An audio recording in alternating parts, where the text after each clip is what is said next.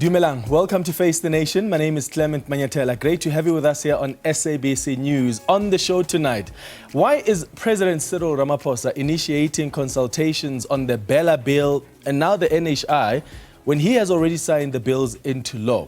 He has now told the business community to submit their inputs and proposals on the contentious issues about the NHI.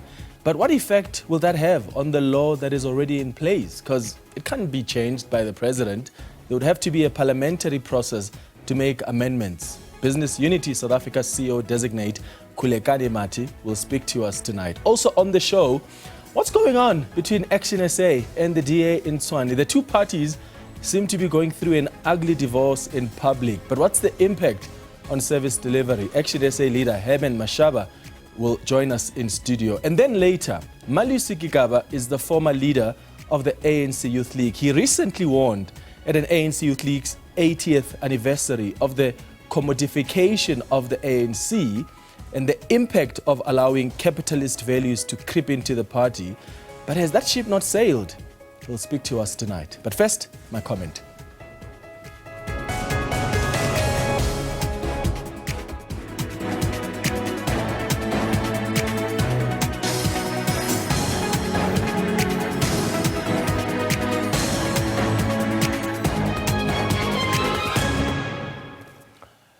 So there are a number of bills that President Cyril Ramaphosa has signed into law, which are now acts. They are now legislation, which some parties and some stakeholders in society are not happy about, right? But they are law. So there's not much that can be done unless there are amendments to the law through Parliament. But something interesting has been happening, or let me put it this way. An impression, which I think is false, has been created. Take the Bella Bill, for instance. The president decided to delay the implementation date of the two clauses in the Bella Bill by 3 months, right? He announced this when he signed the bill into law last week. Now, these are clauses that the DA and other organizations are most unhappy about. They deal with the language policy of schools and admissions and the control or lack thereof that rests in the hands of school governing bodies. So this 3 months will allow for parties to deliberate on the contentious issues and make proposals on how the different views may be accommodated. So the president said, should the parties not be able to agree on an approach, government will proceed with the implementation of these parts of the bill. In fact, here's what he said in his words. I've decided to delay the implementation for clauses 4 and 5 of the bill by a period of 3 months. The rest of the Act is implemented immediately. For 3 months, I allow 4 and 5 to have those engagements. This will give the parties time to deliberate on these issues and make proposals on how the different views may be accommodated. Should the parties not be able to agree, I want to make this clear, should the parties not be able to agree on an approach, then we will proceed with the full implementation of all the parts of the bill. So what happens if the parties do agree on an approach? So let's say there are parties that raise their issues with the president and the president and other stakeholders see where they're coming from. What happens next? Will that necessitate the redrafting of those clauses? And how do you redraft the clauses of the bill you have already signed into law? If you have issues with the bill, especially issues around the bill's constitutionality, you send it back to Parliament. There's nothing in the Constitution that allows for a partial signing of the bill, unless I'm missing something. So the president's announcement on the delay of the implementation of these clauses has no effect, really, on the bill. In fact, it's no longer a bill. It's the act. It's legislation. Whether he will be convinced that the changes be made or not, the bill is already signed, not half of it, all of it. And I think what he announced is just a political tactic to manage the political dynamics. Now, he has met with the business community this week under the banner of Business Leadership South Africa. And following that meeting, it's emerged that the president will be taking inputs from BUSA on the contentious issues around the NHI. So the president has urged the organization to submit specific proposals addressing their concerns. Here's what he said. We continue to engage, and we will see where that engagement leads. And they conceded that, of course, the law has been passed. I have signed the NHI Act. It's now an act of Parliament, and it now awaits implementation. There are quite a number of legal challenges, but we must welcome that there are South Africans who want to talk, and we can never say we're not prepared to talk. So I've said, if you want to talk, please bring proposals on how we can ensure that there's universal health coverage, and also bring proposals on how we can rid this country of health apartheid in the modern day South Africa, so that equality of health treatment should be available to all South Africans. So how would those changes be made? If there must be changes to the NHI, those changes must be done through amending the law, which is a whole parliamentary process, which must include public participation, and that doesn't take 2 months. It takes a lot of time. And I feel like the impression created here is that, okay, if BUSA comes up with some amazing ideas or solutions to the contentious issues on the NHI legislation, then boom, that's accommodated and the law changes. But that's not how things work. Also, why did the president sign these bills into law, the Bella Bill, the NHI, if he still felt like there were not enough consultations? How do you open consultations when the bill is now law? That is what's confusing me. Is he trying to pretend to these organizations that are unhappy that, oh, look, I'm doing something about your concerns? Or does he honestly believe that whatever they raise will have an impact on the law that is currently in place and can't just be changed willy-nilly? And this is not a conversation about whether the NHI is good or bad, or if it's needed or not, or whether the Bella Bill, for that matter, is good or not. That's a separate chat. I'm talking here about a president who signed these bills into law during ceremonies, by the way, ceremonies at the union buildings, because he was so satisfied with the bills. And now he says, oh, let's hear what other people are saying who are unhappy about some clauses in these bills. So the question I'm asking you tonight is, what do you make of the president's decision to initiate consultations on the Bella Bill, on the NHI as well, when he has already signed these bills into law? Is it good that he is consulting and hearing those that are unhappy about the laws, or has that ship sailed? It's simply too late for that. Maybe that is the view that you hold. You can send us a WhatsApp voice note right now on 078-459-1897. Remember to tell us your name and surname and where you're sending your voice note from, and please keep them at 30 seconds. Alternatively, you can send us an X on @FaceTheNation, SABC.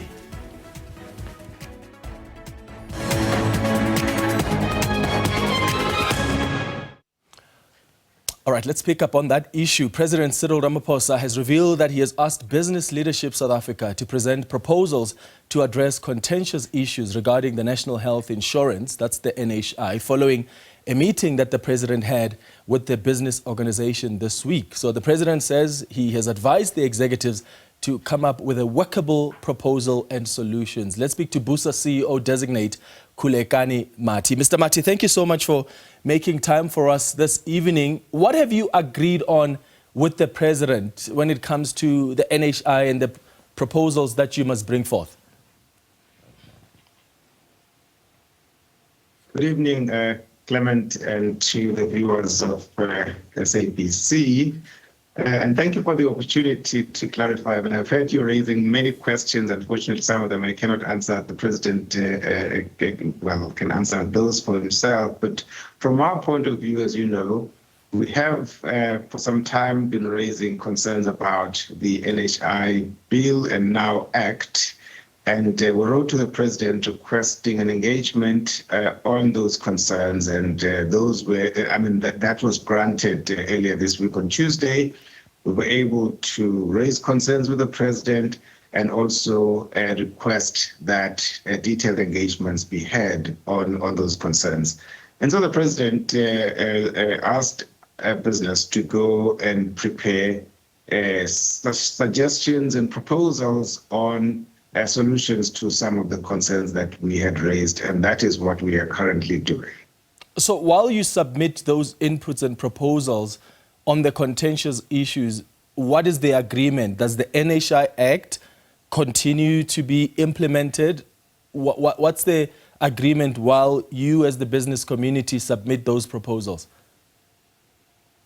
So as things stand, the NHI Act was signed but not promulgated. In other words, it has not come into effect, all of it. And so as things stand, there's no implementation that's going on because the Act has not been promulgated.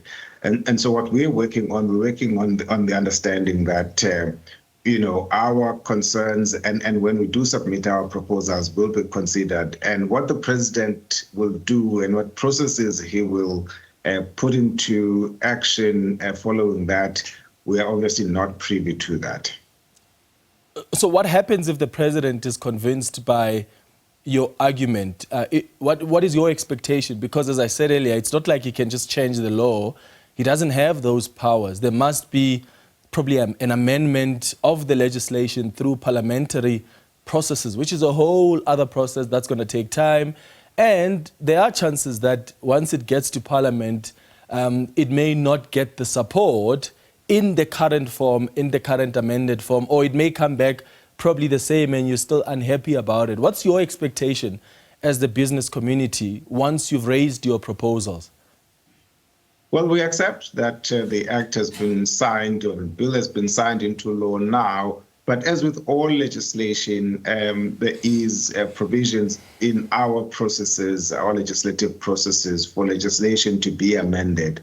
And so if the government is convinced and persuaded by the argument that we put before them, they would obviously then initiate the processes of amendment. Now, you're right that it is only the legislature that can amend legislation. But as you know, the laws, many of them, are initiated by the executives, sent or submitted to Parliament for consideration and processing into law. The same would have to happen with the amendments if the government is persuaded that indeed amendments that we suggest are necessary. Indeed, they are necessary. Yeah, and the same executives have been so satisfied with the NHI. I mean, there was a whole party at the union buildings. There was a public ceremony to sign the bill, which tells you that that's how excited. I mean, what the president said when he signed the bill, they were very happy that finally the bill is coming into law. And as the business community, you have already raised your concerns, and the president still went ahead and signed the bill. And I'm not sure if you have seen what the health minister, Dr. Aaron Motsoaledi, has been saying lately. He's been insisting that the NHI will be signed into law and, well, will be implemented, then there'll be no further consultations.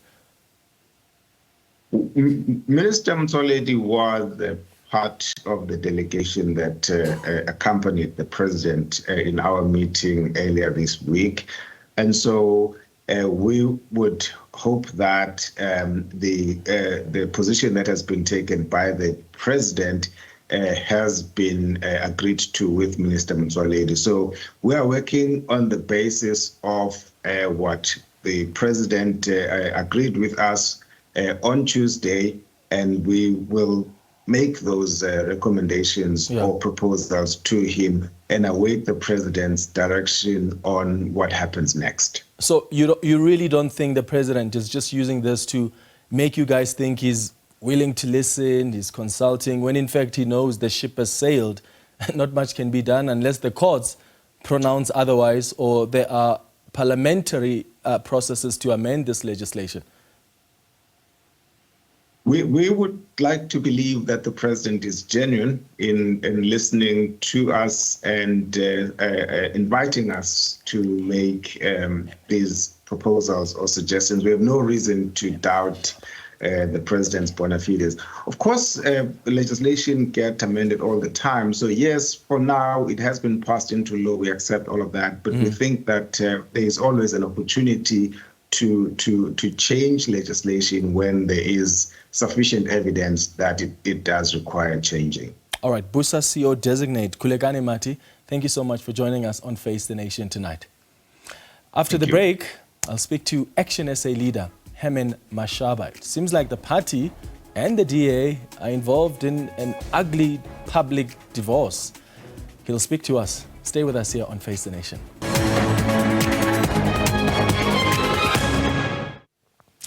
Welcome back. Now, ActionSA leader Herman Mashaba has made it clear that the relationship between his party and the DA through a coalition in Tshwane has served its cause. Mashaba says the party is now considering an alternative municipal coalition government for Tshwane, saying the Mayor Celia Brink has simply failed to lead a clean administration that's delivering services. In fact, according to ActionSA, under Mayor Celia Brink's administration, the city has higher irregular expenditure, more debt to Eskom, and a lower capital budget than Johannesburg and eThekwini. Brink is also facing a motion of no confidence next Thursday, which could dissolve his mayoral committee. ActionSA leader Herman Mashaba is joining us in studio this evening. Thank you so much for making time for us, Mr. Mashaba.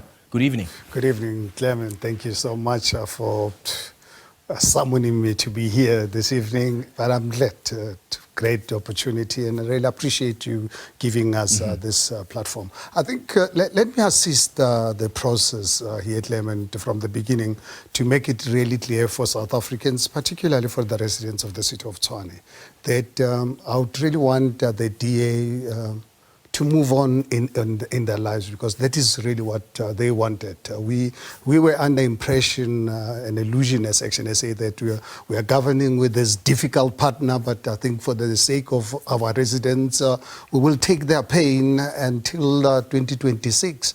But when it came to our attention that they were negotiating with the ANC to remove us in Tshwane, for anyone, Clement, who's not prepared to accept that we have the right to react and defend ourselves. And I just want DA to understand, let them finish what they started, let them go and talk to the ANC. 26th of September, that's next Thursday, ActionSA has got two options. One option, in the event we talk to the other parties to put together a new government, because we can't just really not run without a government. It's not unlike business. Business, when it's in trouble, you can liquidate it. But unfortunately, a country, you've got to find a way to save it. So in the event we succeed, absolutely, our councillors are going to vote to remove Celia Brink. So I think I want people to know that we're not standing on a fence. And the second option, in the event we don't really succeed, because we are not going to do the deal with anybody under any circumstances. We need to negotiate, and obviously ANC has not really approached us since we made this announcement that we finished our review process, we're ready to talk, we're still waiting for them, and we're running out of time. So in the event that happens next week Thursday, you know what our councillors have been given a mandate to do? To just fold their hands, not to defend Celia Brink. Yeah, and we'll talk more about what's expected next week. Are you then saying that your response as ActionSA is you are responding to the DA that started negotiations with the ANC? So this is you fighting back, or are you genuinely wanting to remove Celia Brink because he's not been a good mayor? Which is it? No, I think, please, I think look at from day one and really follow, not obviously the propaganda unleashed by the DA, misleading society. What triggered ActionSA's reaction was them negotiating with the ANC to remove us from Tshwane. Luckily for us, at the time, the ANC Gauteng rejected their proposal. But this came to our attention, and ANC then approached us, and that's why we then said, okay, let's talk. But please give us an opportunity to consult with our structures, allow us to do the review. I'm also going overseas. I've got a long-standing arrangements to go overseas. But by the time I come back, the review process will be done, because we've said to our guys, in 2 weeks' time, make sure that this review process is done. So, as you are aware, last Saturday in Salisbury, I made the announcement about us pulling out of this arrangement. And obviously, the review process then revealed even more damaging issues, more especially after DA went on this campaign projecting Celia Brink as one of the best mayor God ever created, which was unfortunate. And if you one day you'll get access to our report, you will see his track record, the DA's track record of governance in Tshwane since 2016, including now to governing with them with all these challenges. But the challenges of Tshwane can be resolved. It's not like, I mean, as I said, if Tshwane was a company, without any doubt, would have long called for its liquidation. But obviously, when a country is in trouble, that's why you've got other political parties and to help me understand something, Mr. Mashaba. If you're unhappy about Mayor Cyril Ramaphosa's performance and the administration and the poor service delivery, why is that not what triggers then your decision to walk away from a coalition? Because from the chronology you've given us now is you figured out that the DA is talking to the ANC, and then that's to remove us. To remove you. Yeah. But then why is that then the motivating factor to say let's remove them? Because it sounds like it's now revenge. But when you say to South Africans... Well, if Clement, anyone would call that revenge, then we are happy to really live with revenge. Because if someone wants to step you at the back and he fails, and you hit back, I think it's a human nature to really protect ourselves. And ActionSA as a political party or as a species, a living human species, we have the fullest right to protect ourselves. But you protect yourself at the detriment of the residents, because this creates political instability. Okay, I think I don't really believe there's any resident who would expect ActionSA to live in a toxic environment where you're governing with someone who's been really very difficult from the beginning. Someone who, when we voted him into power, few days later, gave the councillors instructions to spoil their votes. Remember, we're supposed to have had a Tshwane speaker. And DA gave instructions to their councillors to spoil their votes. You remember IEC rejected and regarded their votes as spoiled because they spoiled them deliberately. It was not an accident. Voting for it, we ended up having an ANC EFF speaker.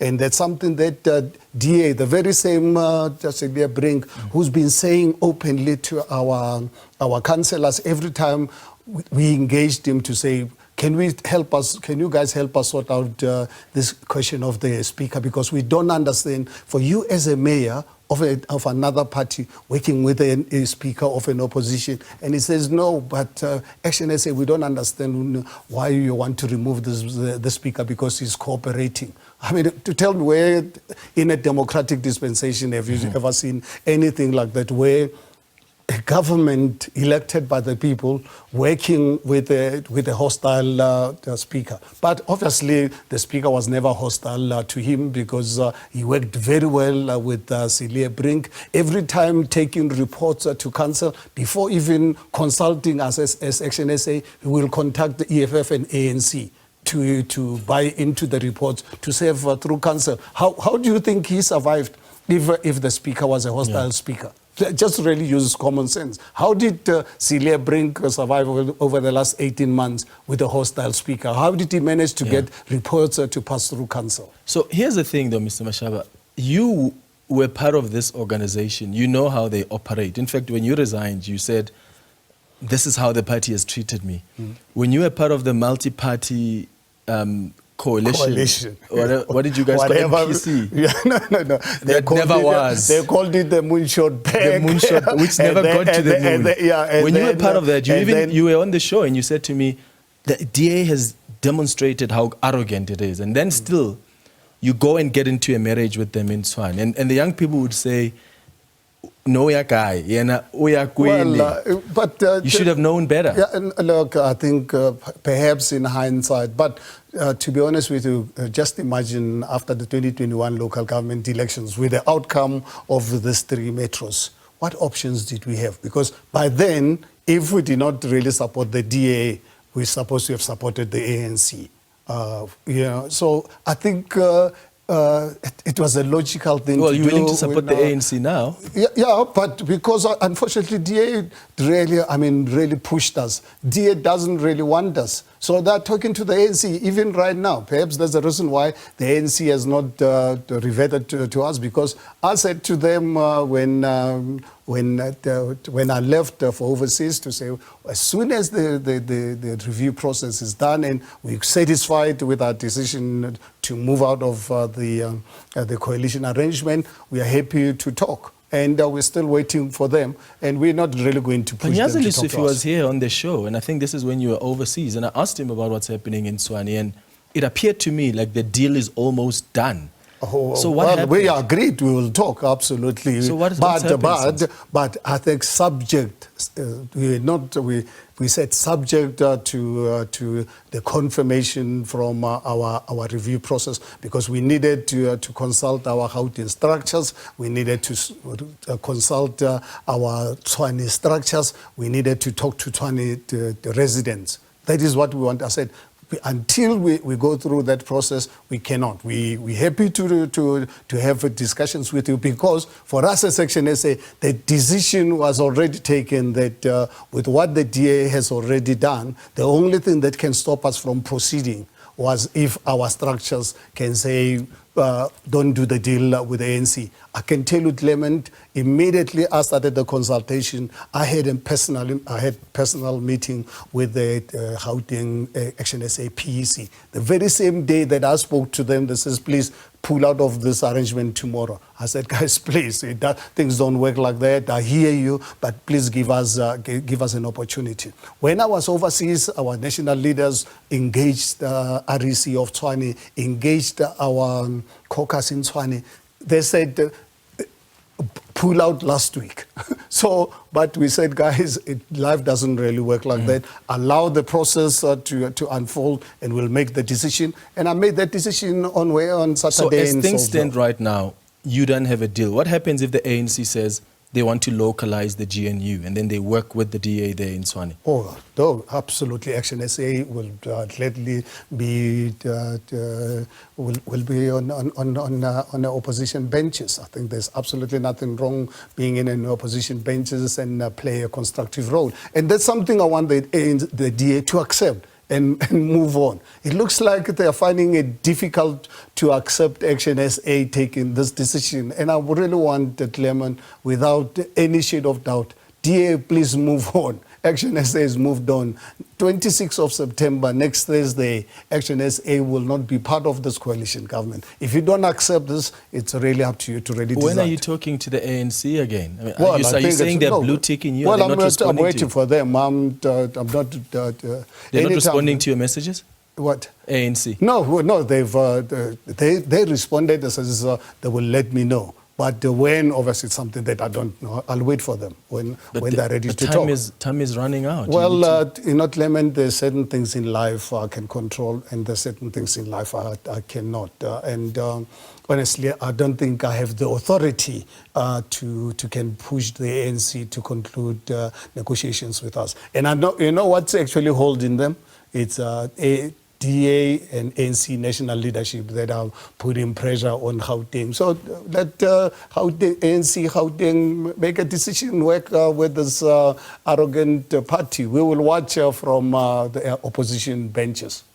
Are you guys not, what's frustrating the negotiations is not over position. So when you were speaking with the ANC, did you agree on who's taking speaker, who's taking we mayor? said those negotiations, we will have them once we know for sure that we have a deal. Okay. But in principle, we're happy to talk to them. In terms of the actual structures, we said, please give us an opportunity to first consult our structures if they're happy for us to talk to the ANC. Based on your review and assessment, what is the status of Tshwane now? Why does ActionSA want Celia bring out? Why do they want to leave this coalition? Well, I think the first thing, Clement, which I want you and the listeners in South Africa to know, what triggers ActionSA's decision to withdraw is this backstabbing. That's the first one. And obviously, secondly, if you look at, and we will share this document, the review process, you really look at service delivery in the townships, Mamelodi, Amanskral, Atteridgeville, Cyril and so forth. It's actually quite shocking. But it's something that, because we're part of the government, we're aware about it. When people of AmansKral, we raised the issue of the Rooiwal water treatment plant when the DA gave Edwin Sodi the contract to refurbish the Rooiwal water treatment plant. We thought we'll work with them to resolve this issue. Was that the DA that did that or the ANC? Yes, no, DA. And refused to cooperate with us. Actually, one of our members of parliament just discovered quite recent that DA only started the process to delist Edwin Sodi on a database. Let me tell you when DA gave this contract to Edwin Sodi in 2019. Edwin Sodi was not at the time on the CT supplier database. Edwin Sodi's company was 40 million rands more expensive than companies which were in water treatment plants for years. Edwin Sodi's company did not have the money for site establishment. DA government gave him money upfront. Who exposed this? ActionSA in 2021, before we even got into government with the DA. When we got into government with them, we said, guys, we're in government together. Please share with us how Edwin Sodi was given this contract. They refused. You know, you can imagine you're governing with someone. We had to have a motion in council forcing our own government to cooperate in handling this matter of Edwin Sodi. We had to, as ActionSA, report this matter to the SIU with the government that we have, people that we are working with. So I think that demonstrates to you the seriousness and the abuse I'm actually talking about, that my body can't really take this abuse any longer, and let DA accept that ActionSA is history. What responsibility do you take as ActionSA? Because when you talk about the collapse of the city, the lack of service delivery, this is a government that you were part of. Yeah, but we're not talking about collapsing government. We're talking about allowing the DA to co-govern with the ANC as they've wanted. We can't really say... But you've complained as ActionSA that there hasn't been service delivery. The administration has not really delivered. I think perhaps if you can really follow my line of thinking and articulation of this particular matter. I'm saying is we've always been aware about these challenges. Like you have a challenge in government, and you try and resolve the issues together. And we're prepared to work with the DA to resolve this matter. But when you are under impression you're working with someone and he goes behind your back to go and negotiate your removal, that is really... I hear that, Mr. Mashaba. What I'm saying is you were part of this government. And when you are part of government, you can't want to claim you're an individual because you don't work in silos. When you work in a government, you are part of the collective. So what are you saying to the people of Tshwane? What accountability do you take as ActionSA? Because you were part of this very government that has, as your party and even your chairperson has said, failed in providing services. There's been mismanagement. What accountability do you... Okay, You're not sitting in the fringes. I think Clement, and I know you're one person who's really very thorough, and I challenge you to do this. It's very easy. Please look at the AG's report since 2016 and look at the time when ActionSA, we've only been with the DA in government, under 2 years, roughly 2 years. Which is a long time. Yes, it's a long time. And look at the changes which were effected as soon as we came in. Before we came in, things So there's been improvement in Tshwane? Yes, there have been improvements. So why would you want to get rid of a mayor if there's improvement? No, we don't want to get rid of the mayor. We are allowing the DA to co-govern with the ANC because they don't want us. No, you want to vote the mayor out and create political instability. How must we... allow the DA. So if you feel you don't want to be part... But not with our vote. Let them go and Why? get it. You're saying there's improvement in Tshwane? Yes, to which we were working with him. But if you expect us... Clement, and I think you've got to really be fair. We can't have double standards. if you're working with me, we're partners, and you discover that I wanted to step you at the back, and your family and people around you expect you must carry on with me. Life doesn't work like that. Real life doesn't really work like that. So here what we are saying is that DA wants to work with the ANC. So we are allowing them work with the ANC. ActionSA cannot afford to always watch our backs when we're working with the DA. So if people don't accept that, honestly, they must not make that our problem. So we don't want to collapse the government. That's why we're saying is if DA and ANC and DA don't agree, because they are talking right now. If they don't agree, ANC, we are prepared to talk, but obviously they're going to be tough discussions, because one thing that we must understand, I think you know ANC's corruption. That's something that they must understand. ActionSA will never to go into anyone where we cover for anyone, because I don't want anyone to cover for me, because tell me, I can tell you, Clement, you work with Herman Mashaba, just know in advance, Herman Mashaba will never cover for you, and I don't want you to cover for me. And ANC's corruption, if ANC is happy to ensure that we put in a professional public service, we don't put cadres, we put people who are prepared to serve residents, not only in the townships, in suburbs, in informal settlements, in the villages of Haramutsi, we are prepared to work with them. Mr. Herman Mashaba, we'll watch what's going to happen next week, Thursday. Thank you so much for making time for us this evening. Thank you so much for the opportunity. After the break, we'll be speaking to the former leader of the ANC Youth League, Malusi Gigaba. Stay with us here on Face the Nation.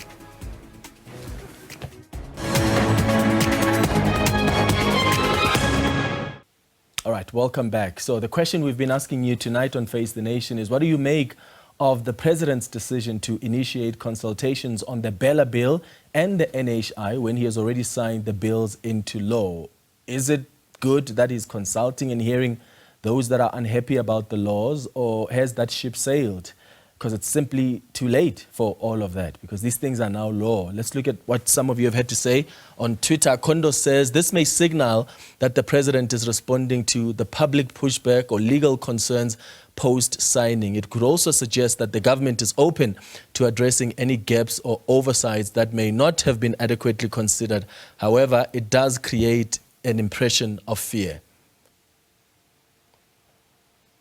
Musima Nirape says, too little, too late. I guess he's trying to ease the fire between the GNU partners because the DA does not support any of the acts. He's trying to please the others.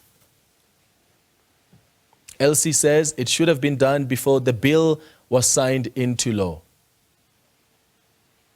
AB says, I understand that the President might be trying to appease some of the critics of the bills, but I think it's important to remember that the bills have already been passed by Parliament and signed into law. At this point, shouldn't we be focusing on implementing the laws? Well, thank you so much for your tweets. We also have some of your comments coming through the voice note line. So let's listen to what some of you have had to say on our voice note line. Evening, Clement. Sandile here from KZN. I just want to say I think what the President is doing is unconstitutional. You can't sign a bill into law and then suspend it yet again for a period of time. I think that's unconstitutional. And I think the President's biggest problem is that he wants to please everybody, which is impossible. Thank you very much. Hi, Clement. This is Simpiwe from Orange Farm. I think the President was supposed to consult before he signed the Bella Bill and the NHI. Sam Alekotrikopis Clement Dumela. The President is under pressure of pleasing everybody in GNU, which is not possible. He gives a veiled excuse of reconsulting. I am of an opinion that at this stage, no amendments are possible. Bye-bye.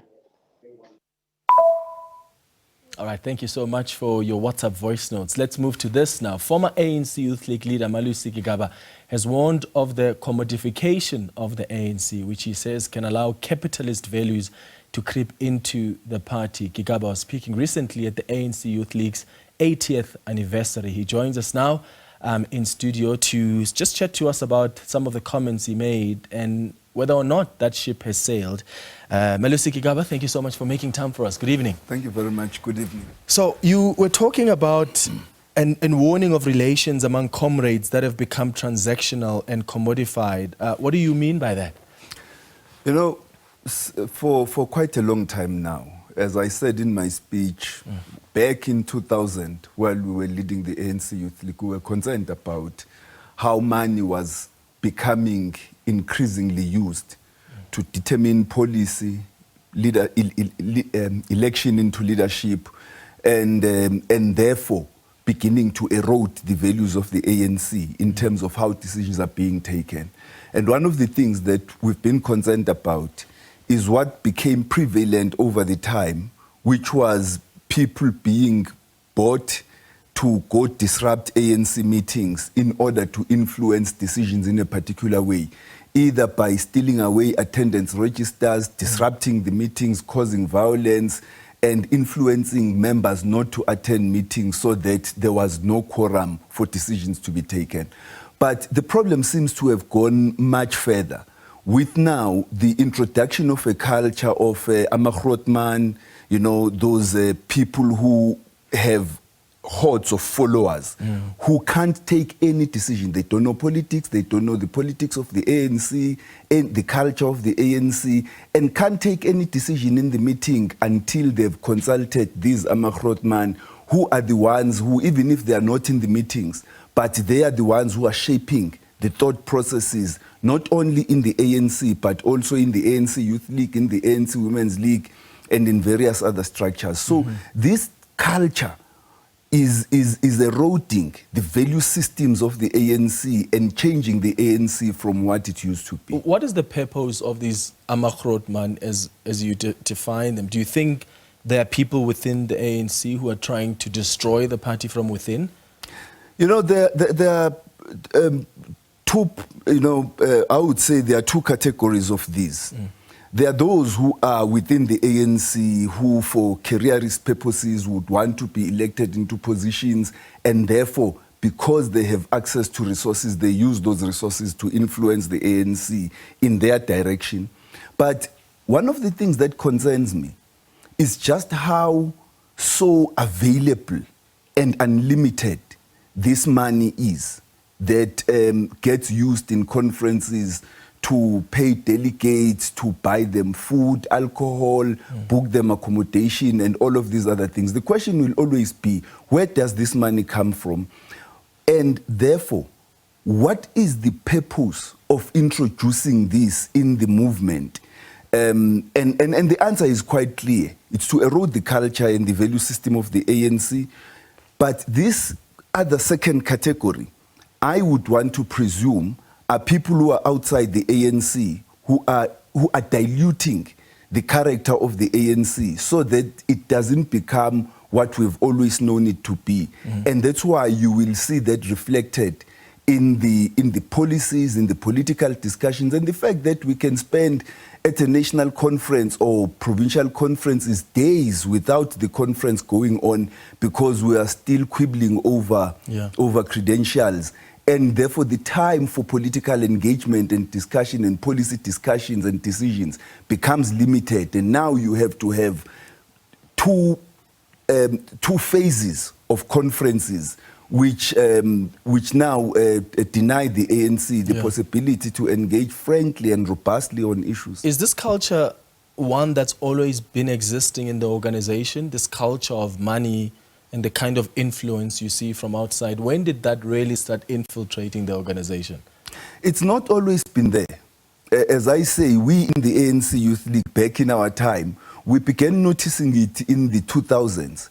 And we raised at several platforms, including the NEC of the ANC, that it seemed that the unemployment of the youth was being deliberately let to happen without intervention, to ensure that young people, in the absence of the mechanisms and means to generate income for themselves, become dependent on those who have resources, so that they now become their food soldiers. In order for you to have money to buy food at home, to go to school and attend to your personal needs, you have to have someone who supports you materially with all of these resources to shape your thinking and your activities within the movement. So it's something which has begun happening. And I think in the January 8th statement of the ANC, which was in Mangaung in the 90s, I think 1997, President Mandela raised this quite sharply and said that the ANC has to attend to it if it is not going to die in the course of time. And you guys are the leaders of the ANC in the NEC. Why are you not stemming this culture out?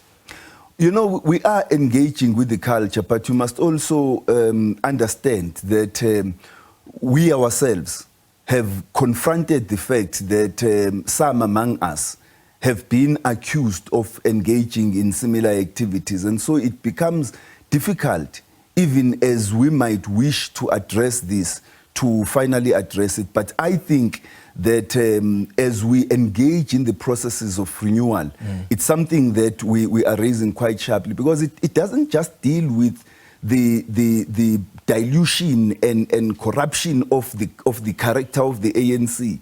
It also deals with the dilution of the ideological outlook of the African National Congress and the things that it stands for in society. Speaking of the ANC's renewal project, I would imagine that part of the idea of renewing the organization is that it also emancipates the majority of people in this country.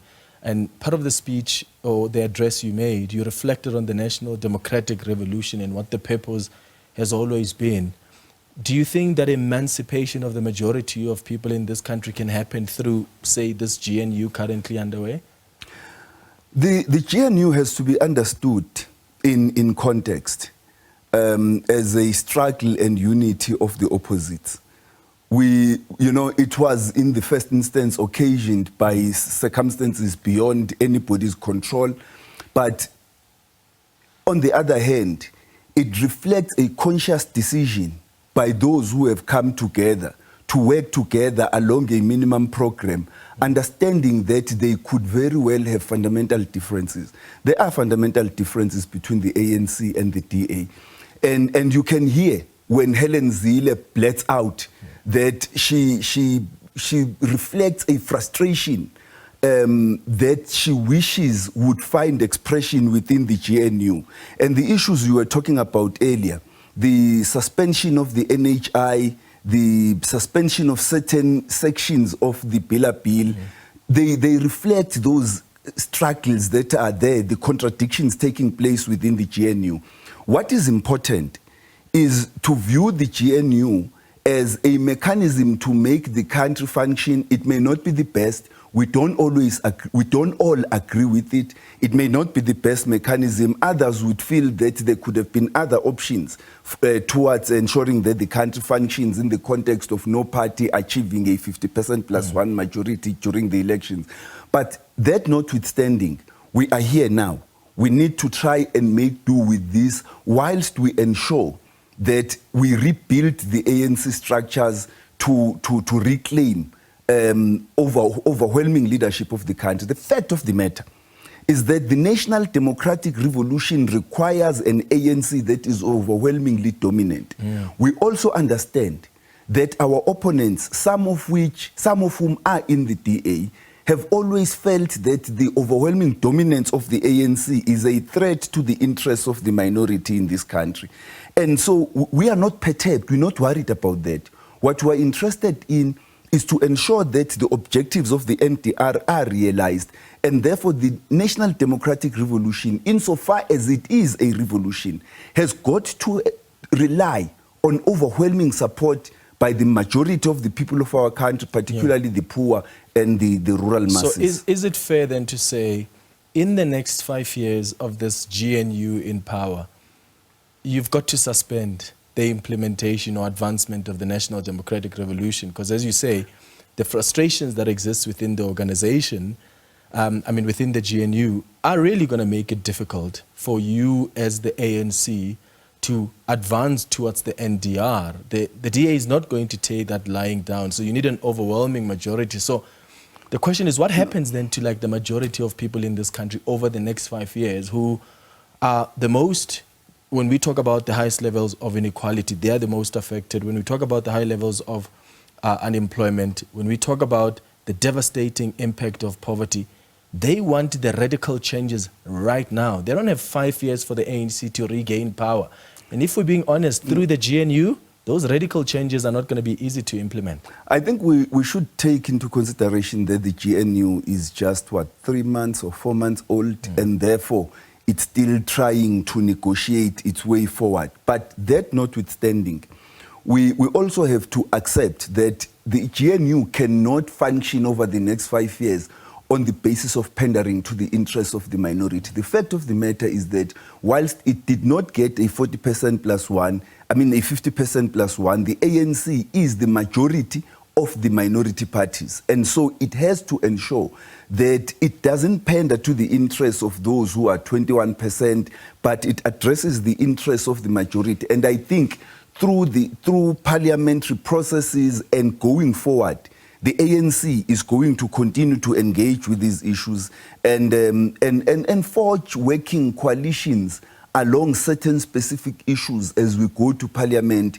on various aspects of economic policy particularly and social policy that will ensure that these issues we are correctly raising of the majority are addressed. But the country is no longer a white man's country. South Africa cannot function on the basis of pandering to the interests of the white minority. Yeah.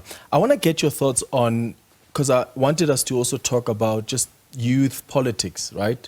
You were someone that used to be seen as probably the future president of this country. Mzwandile Masina wrote an opinion piece. I don't know if you've seen it. Yes. I think it was published on EWN. It was titled Gigaba and Malema, A Tale of a Generation's Diminished Greatness, arguing that in a different world, you and Julius Malema should be at the pinnacle of political power in South Africa. He said, while both of you are still active in political space, it can't be denied that the positions you occupy today are not the true reflection of the capabilities. Do you agree with that? Do you think you should be or would be far by now? Look, I think Comrade Mzwandile is a very competent and consummate intellectual who writes in his own personal capacity, and I'm sure he can answer those questions himself.